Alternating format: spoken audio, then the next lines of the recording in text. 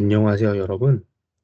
오늘은 지난 시간에 이어서 확률을 계산하는 방법에 대해서 조금 더 디테일하게 살펴볼 예정이에요.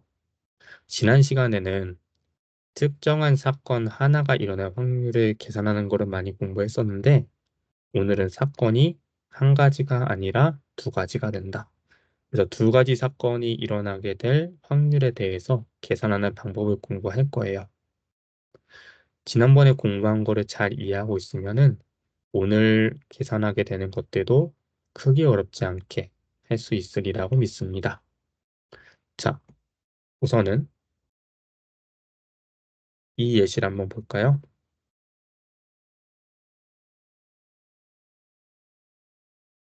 어떤 확률을 구하고 싶냐면요.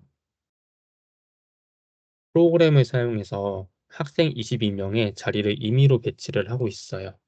이때 유민이는 어디에 앉고 싶다는 거예요?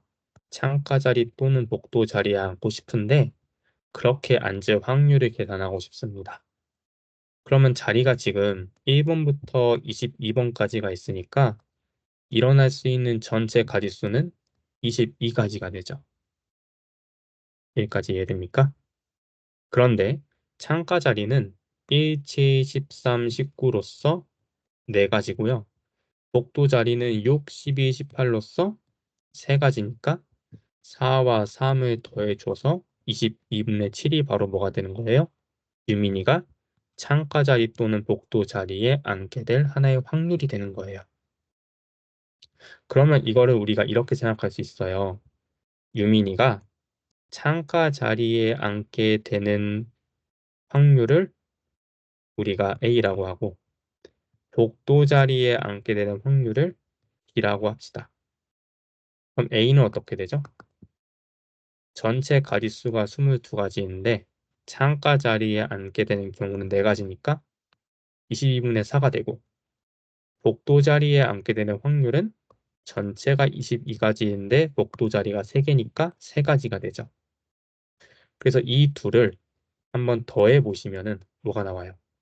4 더하기 3이 되니까 22분의 7이 되죠.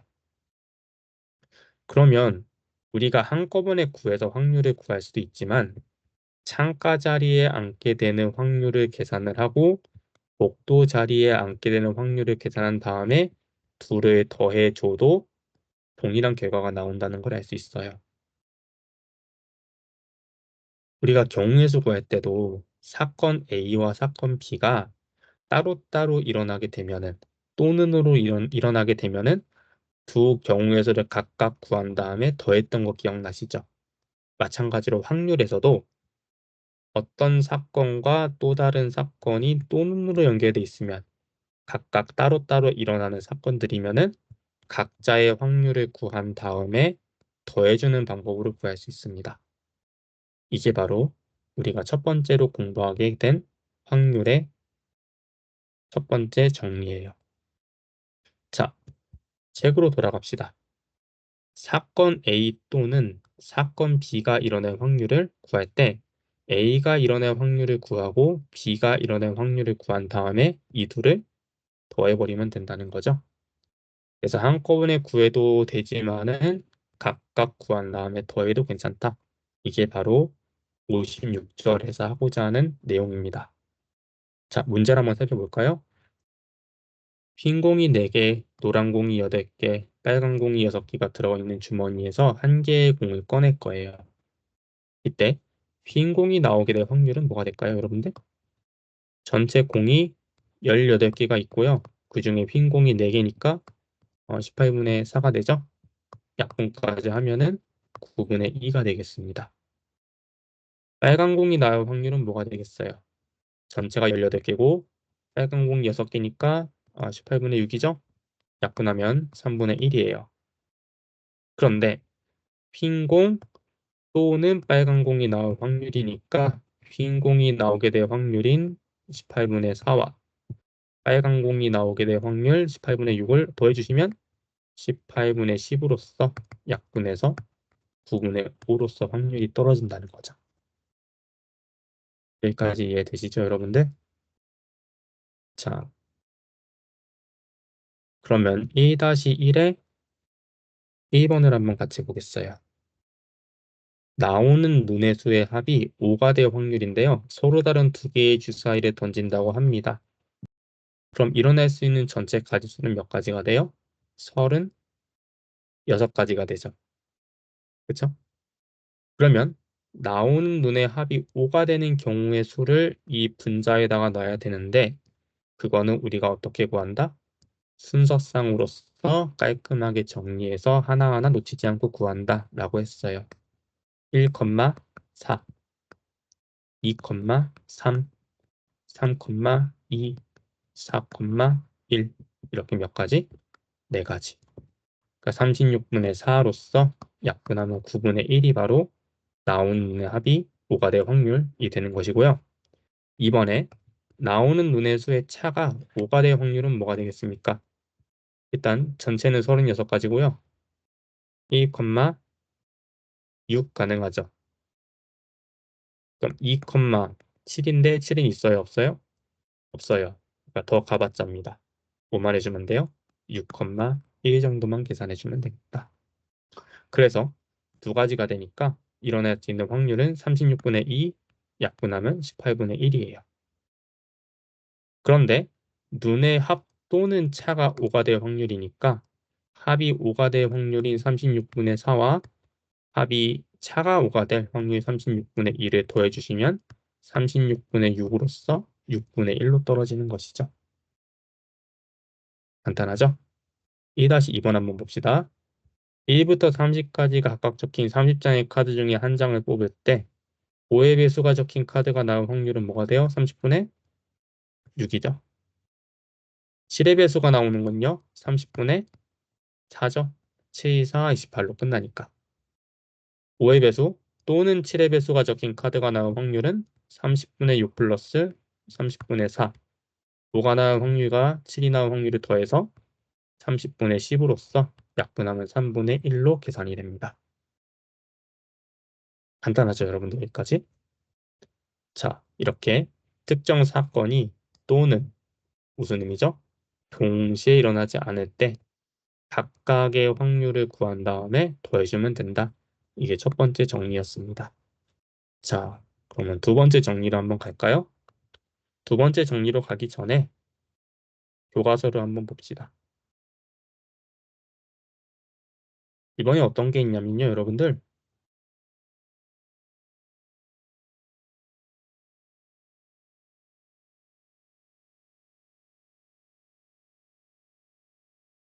수학여행 가게 됐어요. 이 프로그램에서 관광 코스 3가지와 체험 3가지가 있습니다. 용머리 해안 얘기하는 거 보니까 아마 제주도인 것 같아요. 자, 그런데 관광 중에 곶자왈에 배정될 확률을 구해보고자 합니다. 자, 관광 코스가 3가지가 있으니까 관광 중에 하나를 내가 결정을 할 전체 가지수는 3가지가 되죠. 그 중에 곶자왈이 걸리는 경우는 1가지니까 확률이 3분의 1이에요. 자, 체험 중에서 물에서 하는 체험이 배정될 확률은 또 뭐가 되겠어요? 체험이 3가지인데요. 그 중에 물에서 하는 체험이 몇 가지예요? 카약과 스노클링이니까 2가지가 되죠. 그래서 곶자왈에 배정될 확률은 3분의 1이고요. 물에서 하는 체험이 배정될 확률은 3분의 2예요. 3번에서 요구하는 건 뭐냐면 곶자왈과 물에서 하는 체험이 배정될 확률을 구해보고자 합니다. 그러면 전체 가지수는 몇 가지가 되겠어요, 여러분들? 이 전체 가지수는 뭘 의미하는 거죠? 관광 중에서 하나를 고르고요. 체험 중에서 하나를 고르는 전체 가지수를 말하는 거죠. 관광과 체험에서 각각 1가지씩 배정된다고 하니까요. 그러면 관광 코스가 3가지고 체험 코스가 3가지니까 3 곱하기 3은 해서 전체 가지수는 9가지예요. 이해가 됩니까? 그런데 곶자왈과 물에서 하는 체험이 배정되는 게 특정 사건의 경우의 수니까 그거를 구해보자면 뭐가 되겠습니까? 내가 곶자왈에 배정이 됐어요. 그런데 체험은 카약을 타던가 곶자왈에 배정이 되는데 체험을 스노클링을 하든가 이렇게 두 가지가 되죠. 그래서 3 곱하기 3분의 2가 되겠습니다. 그래서 총 확률은 9분의 2가 되는데 1번과 2번 그리고 3번 사이에 어떤 관계가 있는지 자세히 보니까 놀랍게도 곶자왈에 배정될 확률 3분의 1이랑요. 물에서 하는 체험에 배정될 확률 3분의 1을 곱한 게 곶자왈과 물에서 하는 체험에 배정될 확률과 똑같다는 겁니다. 3, 3은 9, 1 곱하기 2는 2. 그래서 이 9분의 2가 뭐예요? 곶자왈에 배정되고 물에서 하는 체험을 할 확률이 되는 거죠. 그래서 우리가 경우의 수에서도 두 가지 사건이 동시에 일어나면은 경우의 수를 곱했었죠. 마찬가지로 확률에서도 두 사건이 동시에 일어나게 되면은 각각의 확률을 곱해주면 된다라고 하는 게 두 번째 정리입니다. 어떤 차이가 있는지 알겠죠? 확률을 더하는 건 서로 동시에 일어나지 않을 때, 또는으로 연결될 때, 확률을 곱해주는 건 동시에 일어날 때. 어떤 차이인지 알겠죠? 자, 본문으로 돌아갑시다.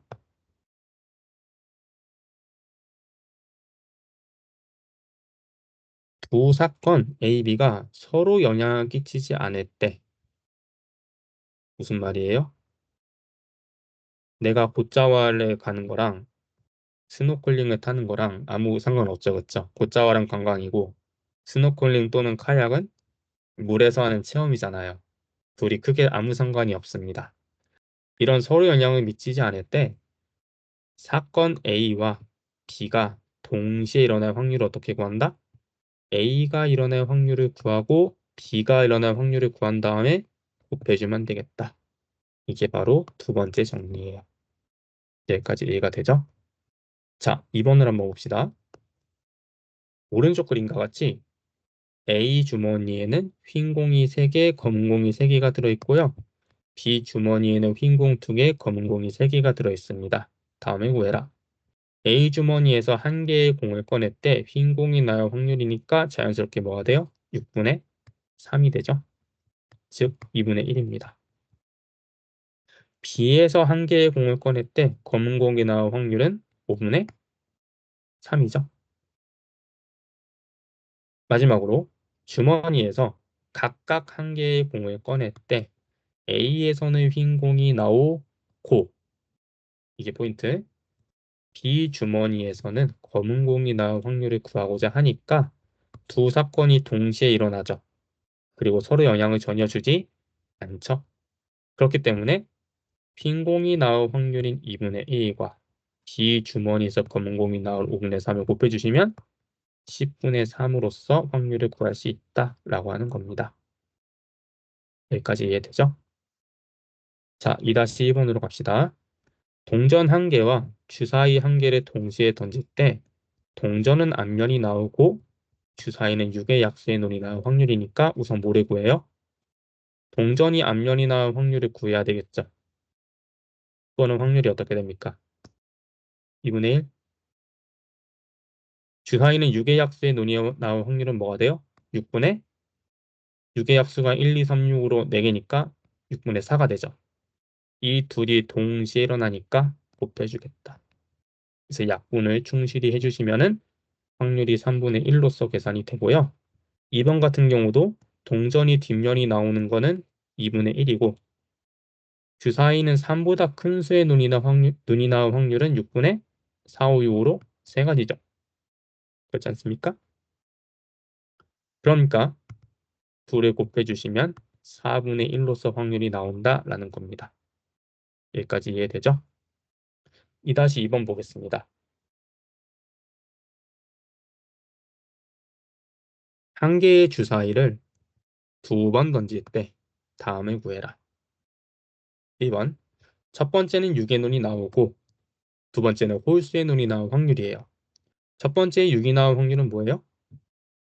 6분의 1이죠.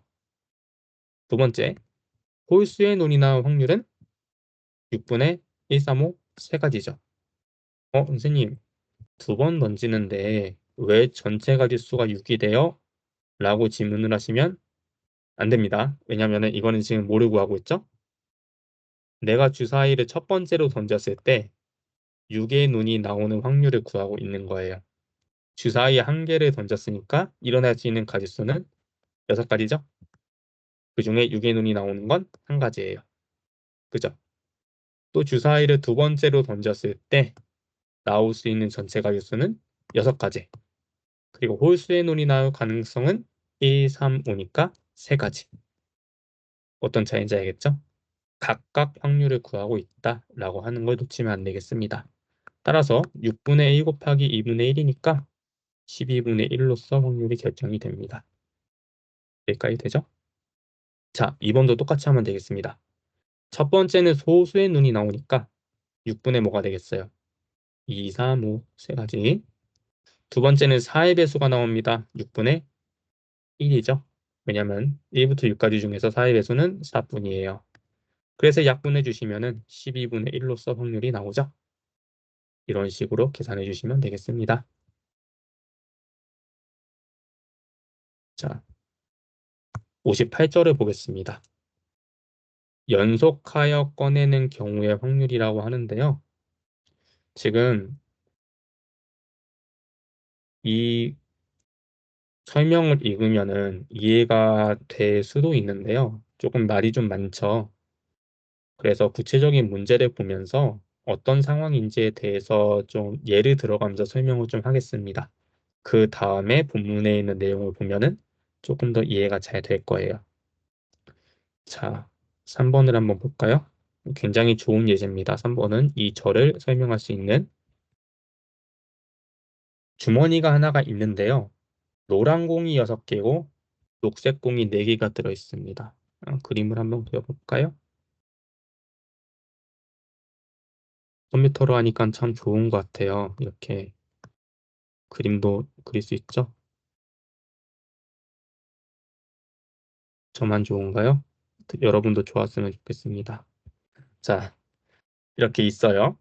그런데 공을 한 개씩 연속해서 2번 꺼낸다고 합니다. 그러니까 첫 번째로 손을 집어넣어서 공을 꺼내고 또다시 손을 집어넣어서 공을 2번 꺼낸다는 거죠. 이해가 되죠? 그러니까 한 번에 2개 꺼내는 게 아니라 한 번씩만 꺼내는 거예요.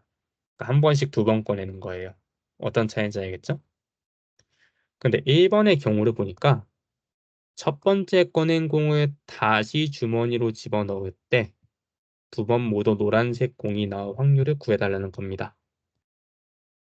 그럼 여러분들 이렇게 생각하면 되지 않을까요? 내가 첫 번째로 시도를 했어요. 그때 노란 공이 나올 확률을 구하고 두 번째로 시도했을 때도 노란 공이 나올 확률을 구한 다음에 둘을 곱해주면 되죠. 왜 곱해야 돼요? 동시에 연속적으로 일어나니까 곱해야 되죠. 그쵸? 그러면 첫 번째로 내가 주머니 속으로 손을 집어넣어서 공을 꺼냈을 때 노란색 공이 나올 확률은 어떻게 돼요? 공이 전체가 10가지고요. 노란색 공이 6개니까 10분의 6이 되죠. 그쵸? 그런데 내가 노란 공을 뽑았어요. 그 공을 내가 가지고 있어요? 아니면 집어넣어요? 다시 집어넣죠. 그렇기 때문에 두 번째로 공을 뽑을 때는 공의 개수가 줄어들지 않고 그대로 10가지예요. 다시 집어넣었으니까. 이해가 됩니까? 그때도 노란 공이 나올 확률이니까 6가지가 되죠. 노란 공이 6개니까. 그래서 계산해 주시면 5분의 3의 제곱이 되니까요. 25분의 9로서 계산이 되겠어요. 여기까지 괜찮죠? 자, 근데 두 번째 예제를 잘 보세요. 1번과 차이가 있어요. 1번은 공을 다시 집어넣는데요. 2번은 지금 어때요? 꺼낸 공을 다시 넣지 않아요. 그러니까 공의 개수가 두 번째로 가서는 줄어들겠죠. 그 부분을 염두에 두면서 문제를 풀어봅시다. 우선 첫 번째 꺼낸 공을 첫 번째니까 공의 개수가 변화가 없죠. 10가지가 되겠고 그 중에 노란 공이 6개니까 10분의 6으로 되는 건 똑같아요. 그런데 두 번째 시도를 하려고 보니까 첫 번째로 꺼낸 공을 내가 다시 집어넣어요? 집어넣지 않아요? 집어넣지 않죠. 그래서 공의 개수가 줄었습니다. 10개에서 9개가 됐다. 그리고 나는 노란색 공을 뽑아야 되는데 원래는 노란 공이 6개였거든요. 그런데 내가 처음에 노란 공을 뽑았어요. 그죠? 그럼 노란 공이 몇 개가 되겠어요? 5개가 되죠. 하나가 주니까. 그래서 9분의 5로서 확률이 결정이 되는 겁니다. 1번과 굉장히 중대한 차이가 생기죠. 그래서 이렇게 두 가지 경우는 완전 다른 경우니까 인용해서 문제를 풀어야 돼요. 계산을 마저 해주시면은 3분의 1로서 결정이 되죠. 여기까지 이해가 됩니까, 여러분? 자, 3-1을 한번 봅시다. 설정에 따라서 동일하게 풀어주면 됩니다. 자, 빨간 구슬 3개와 파란 구슬 7개가 들어있는 상자가 있어요. 빨간색이 몇 개 있다고? 3개, 파란색은 7개가 들어있어요. 구슬을 한 개씩 연속해서 2번 꺼냈대. 첫 번째는 뭐가 나옵니까? 빨간 구슬이 나오고 두 번째는 뭐가 나와야 돼요? 파란 구슬이 나올 확률을 다음 경우에 대해서 구해라. 2번, 첫 번째 꺼낸 구슬을 다시 넣어요. 그러면 첫 번째 빨간 구슬이 나올 확률은 전체 10개 중에서 빨간 구슬이 3개니까 10분의 3이 되겠고요. 그 다음에 파란 구슬을 뽑기에 손을 집어넣었을 때 구슬의 개수는 변한다, 변하지 않는다? 다시 넣으니까 변하지 않아요. 그런데 이번에는 파란 구슬이 나올 확률을 구하고 싶으니까 파란 구슬 7개, 10분의 7이 되죠. 그리고 안타깝게도 약분이 다 안 되기 때문에 그대로 곱해서 100분의 21이 바로 확률이 되겠습니다. 두 번째는요. 첫 번째 꺼낸 구슬을 다시 넣지 않아요. 구슬의 개수가 줄어든다. 염두에 두면서 들어가면 첫 번째 확률은 똑같다. 처음이니까. 그런데 구슬을 내가 가지고 있기 때문에 구슬 개수가 하나가 줄었어요. 그런데 내가 뽑은 건 빨간 구슬이죠. 파란 구슬의 개수는 여전히 7개 아니에요? 그죠? 9분의 7로서 계산이 된다. 어떤 차이인지 알겠죠? 3번이랑. 그래서 계산해 주시면 약분이 좀 돼서 30분의 7로서 주어지겠습니다. 이렇게 문제의 설정에 따라서 확률이 변할 수 있기 때문에 어떤 설정을 줬는지 문제를 잘 읽으면서 조건을 놓치지 않도록 잘 풀어주면은 크게 함정이 빠지지 않고 잘 해결할 수 있으리라 믿습니다. 자, 오늘 이렇게 확률을 구하는 데 있어서 사건이 여러 개가 나올 때 어떻게 계산하는지 구하는 방법을 했어요. 첫 번째가 뭐였죠? 두 사건이 동시에 일어나지 않을 때 또는으로 연결되어 있을 때는 각각의 확률을 구한 다음에 더해주는 것으로 계산했다. 이게 첫 번째였죠. 두 번째는 두 사건이 동시에 일어날 때, 단 서로 영향을 끼치지 않을 때 두 확률을 각각 구한 다음에 곱해주는 것으로 계산한다. 이게 두 번째였습니다.